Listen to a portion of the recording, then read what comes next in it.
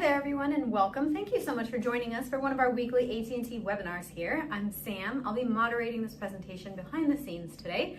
If you have any questions, feel free to ask away. There is a Q&A box on the screen. It is completely anonymous and I will make sure one of our AT&T focused advisors reaches out to you after the presentation to answer any questions you may have had, either through phone or email. Today we have Kevin Wan on. He is one of our financial advisors, very well versed in all of the AT&T retirement plans. He's here today to speak to you about the best and worst places to retire should you be considering relocating in your retirement after leaving AT&T. He'll be here to share some really great tips and strategies with you for that. Before he comes on, I want to quickly remind you, we are not AT&T here, so please keep that in mind. We are not affiliated nor endorsed by AT&T. We are a completely independent group of financial advisors. Speaking of financial advisors, I will be entering a link in the presentation. It'll pop up right above Kevin's head. Click directly on that. It'll guide you to our website. You can book a free 15 or 30-minute block of time with one of our advisors. You can also subscribe to our newsletter, read the many blogs we have for AT&T employees and retirees. You can subscribe to our YouTube, and you can also follow us on LinkedIn. We post a lot of content on both of those platforms that we really feel you get value out of it if you considered giving us a follow, and we would be very appreciative if you did so. And without further ado, let's jump right into it now with Kevin Wan.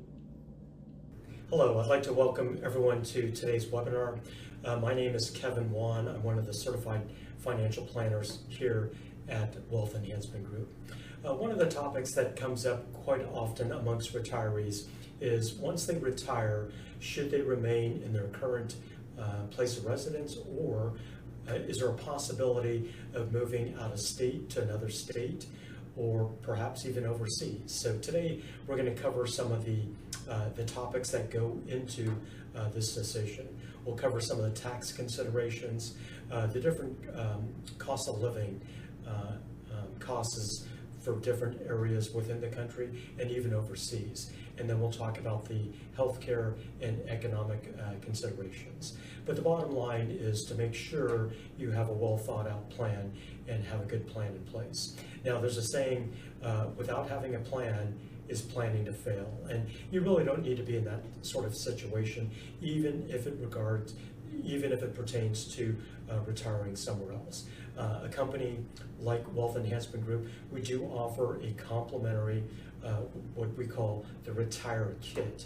So if you don't have a plan in place, we can certainly put that together for you. It is on a complimentary basis, but essentially what it is, it's gathering all those pieces of the scattered retirement puzzle, organizing the data, putting it into one comprehensive report, and then we're able to extrapolate those numbers into the future with various planning assumptions. And by doing so, we could actually show you what your retirement looks like year by year, all the way through life expectancy.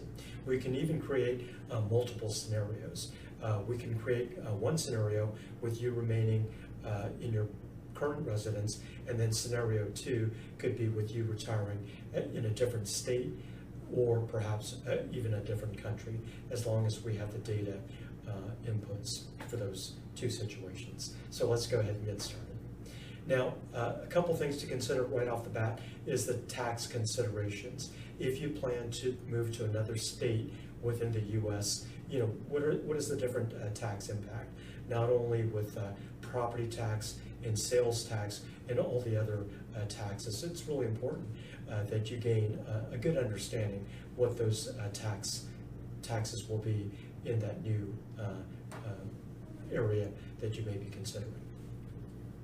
Now, regarding some of the, let me blow this up.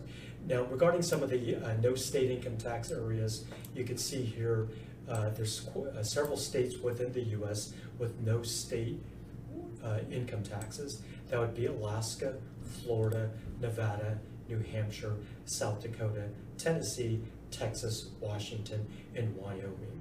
So would it make sense to move to one of these states with zero income tax to lower your tax liability? Now, some of the high income tax states, California is certainly going to be one of them. Now think about this, the federal tax rate, the highest bracket is 37%. But if you add on a 13% tax rate, state tax rate, like California, essentially 37 plus 13%, that's 50%. 50% or 50 cents of every dollar that you're bringing in on an income basis during retirement could be going towards taxes. So you certainly want to take a look at that regarding taxes, and you can see some of the other high income tax states like Hawaii, 11%, New York, 10.9, and then New Jersey up to 10.75. Okay, now when we take a look at some of the states, let me blow this up too. You can see across the United States in orange, red, and the maroon color, those are going to be the states with the highest state taxes. And then you can see what the rest of the country looks like in the lighter yellow and then the light orange color. Okay, so again, that's an important consideration to take a look at. Okay, now regarding property taxes, right, there's different states. It does vary state to state. A state like Alabama could be less than $1,000 annually for a median priced home regarding property taxes. And then you may have a high property tax state like New Jersey, for example.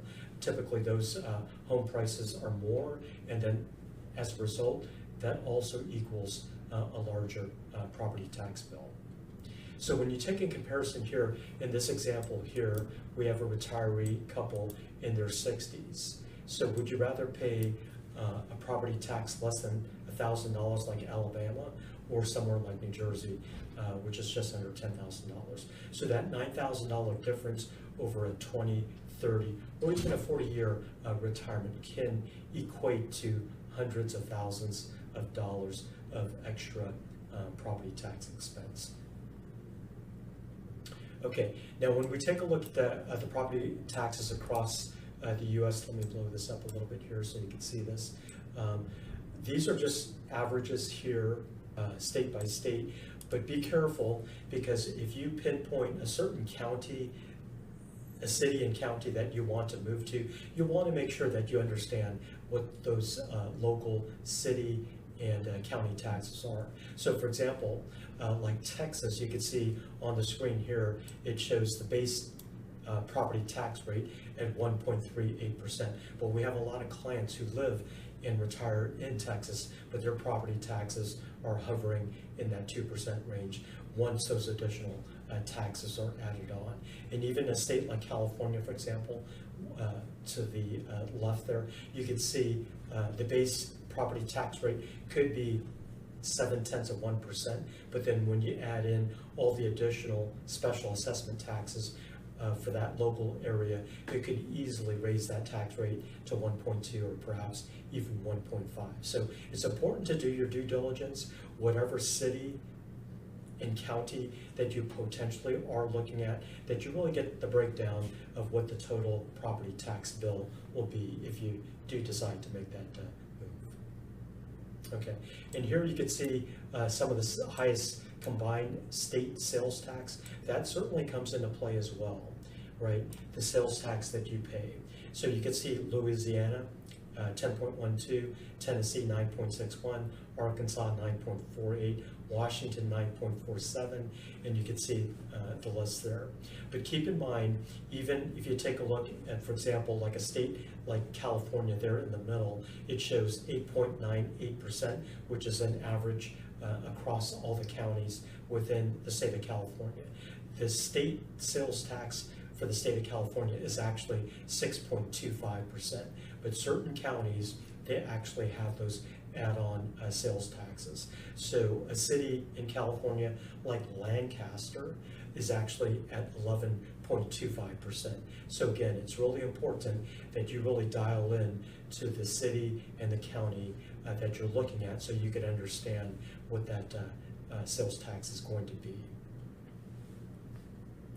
Okay, now regarding housing and living costs, this is another major factor. It's important to understand the cost of living in one state versus another, or if you plan to retire overseas, it's really important to understand what that cost of living allowance is, or what that cost would be to live overseas, and how strong is the dollar in each of those countries that you may be taking a look at. And then during retirement also, if you plan to sell your primary residence and perhaps move somewhere else, and if you plan to get a mortgage, you have to know what the current mortgage interest rate is, because you may currently have a low mortgage interest rate now, but if you make that move to another state and if you have to refinance or actually get a brand new mortgage, what will that impact be on the mortgage interest rate?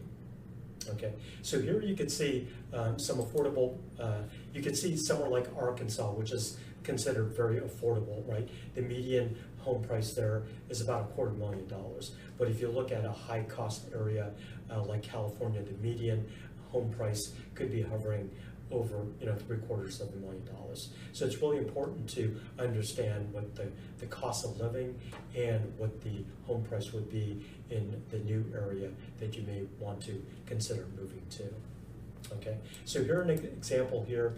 If you have a 60-year-old looking to perhaps sell his or her high-priced home in California with a median home price of $866,000, if this retiree is to sell his house for $866,000 and move to a lower cost area or lower priced home, like a state like Arkansas, where the median home price is $255,000. In this example here, Alex would be able to pay cash for that house in Arkansas, plus it would free up $400,000 of cash for him to either invest or to live off of during his or her retirement years. Okay, now when we take a look at the median home prices across the United States, let's blow this up here a little bit. You can see in the orange, red, and the maroon colors, you can see that's sprinkled more heavily on the east and the west coasts, and there's some pockets of the orange, red, and maroon towards the middle there. But you can see for the most part, most states within the U.S. are going to be towards that left half on that median price scale there. So does it make sense to sell your house and move to a less costly area and free up that capital, free up that equity so you can live off of during your retirement years? So a lot of things to consider. This is just one of the things to consider regarding the median home price. Now, regarding retiring overbroad, there's quite a few factors to consider. We do have clients, perhaps they were born and raised overseas, or there could be a situation where they were military brats and they're accustomed to living overseas, or you may have some retirees that have vacationed year after year overseas and have explored different countries, and they really enjoy those countries that they visited during vacation. So that opens up the possibility of potentially retiring overseas. But there's a lot of considerations that go into that decision. First off is financial planning. What is the impact on your dollar, especially if you're receiving Social Security and a pension? How far will that dollar go in the country that you are potentially considering moving to? And then what is the tax impact, right? The country that you're planning to move to potentially, does the U.S. have a tax treaty with that country? What are some of the advantages and disadvantages from a tax standpoint? So it's really important to understand that. The next element, of course, is going to be healthcare. Typically in the United States, we have fairly decent healthcare coverage. If you retire overseas, are you going to be able to receive that same standard of care regarding your healthcare?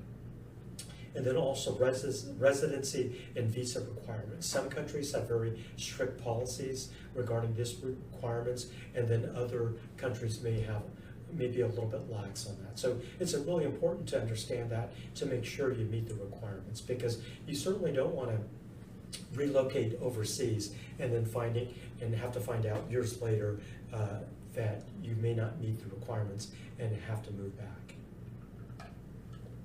Now, regarding cultural adjustments, this is extremely important as well. If you've lived overseas before, you're probably a little bit more familiar with the cultural adjustments that need to be made. But for someone that's going to be first time visiting or even living overseas, it's important to be able to adapt to that culture, because if there's not a good fit once you move overseas, if it's not a good fit, right, the family's going to be uncomfortable, and the last thing you want to do is to have to move back, especially and incur all those additional expenses if that were the case. So it's important to make sure there's a good cultural fit, and that the adjustment to that lifestyle meets your requirements in retirement. Now, regarding the trial stay, a lot of experts, they do recommend this. Perhaps you could you could do a test run. You could live overseas for a couple months, still maintain your place of residence here in the United States, but perhaps try it out. Stay in an Airbnb or stay overseas for several months. Get accustomed to the local culture, and after those 2 months, perhaps at that point, you can make a more prudent decision whether you actually want to move over 100% to that new country. So a lot of things to consider there. Okay, now regarding the cost of living comparison, let's just take a look at some of the differences here of living in the United States versus perhaps retiring in Europe, Latin America, or in Asia. So you can see the average monthly expense in the middle column there. For the United States, we're using an example of $2,508. Now, if your living expenses are double that, or triple that, or quadruple that, you would simply just need to do the math so that you can see what your actual numbers are compared to some of these other regions that you may want to relocate to. So 2,508 for the US. You can see in Europe, the median range is 1,746, but even a country or region like Europe, there could be a big difference here. Like you can see on the screen, Bosnia could be $900 per month versus Switzerland, more at the higher end at $4,059. So it's important to understand the different costs of living based on those regions that you may be looking at. Latin America could be anywhere from $1,000 to $3,800. A country like Nicaragua could be $1,000 per month versus Costa Rica, which has gone up pretty significantly over the last, let's say, the last decade, as more and more retirees are moving there. You can see their average monthly cost to live there is $2,800. Now, again, if your cost in the U.S. is double that amount, you would just need to double all these numbers so that you have an apples to apples comparison. Now, Southeast Asia on the bottom there, you can see the range there from $1,000 to $3,200 per month. Somewhere like Cambodia could be less than $1,000 per month, maybe a little bit less developed versus, say, Thailand and Malaysia. Malaysia could be approximately $3,200. So hopefully this gives you a pretty good idea what the cost of living is in various regions of the world. But again, you would really have to dial into the exact region and exact country that you would be considering in, so that you could do an apples to apples comparison. Now, regarding mortgage rates, if you do plan to move to another state within the United States, if you do sell your home and you're purchasing a new home with a mortgage, it's important to understand what the current mortgage interest rate environment. It's currently hovering, plus or minus a few basis points, but basically about 6%. Currently with the Fed, the Federal Reserve, they met last week. Those interest rates actually dropped 25 basis points, or 0.25%. So we're seeing the mortgage rates drop a little bit, slightly. And if the Federal Reserve, if they're going to drop the interest rate, say 1 or 2 more times by the end of the year, that could put these mortgage interest rates at a much favorable position, where if you are considering perhaps selling your primary residence and retiring to a different state where you actually need a mortgage, that could be advantageous to you in the next few coming, in the coming months here. Okay, so real estate, it certainly plays a role in that decision, and it's important to understand not only the median price of the home, but also what the mortgage interest rate will be and what your monthly principal, interest, taxes, and insurance will be on a monthly basis. Okay, now regarding healthcare, this is another important consideration to consider because healthcare is definitely rising for retirees in the United States. So to have that same standard of care in a different state, it does vary state by state and even, of course, country to country. So it's really important to weigh what that healthcare cost is going to be out of pocket. Okay, now regarding some of the healthcare costs here, this is just a rough estimate. Some of the states with a high costs per month for their healthcare coverage versus some of the states with a lower cost per month. But again, this information is available. If you have a state that you have pinpointed, you could determine what that healthcare cost is going to be on a monthly basis. So that's another important consideration to take a look at. Okay, now here graphically you can basically see what the rising healthcare costs looks like. Of course, as we get older, you can see from left to right, those healthcare costs continue to increase.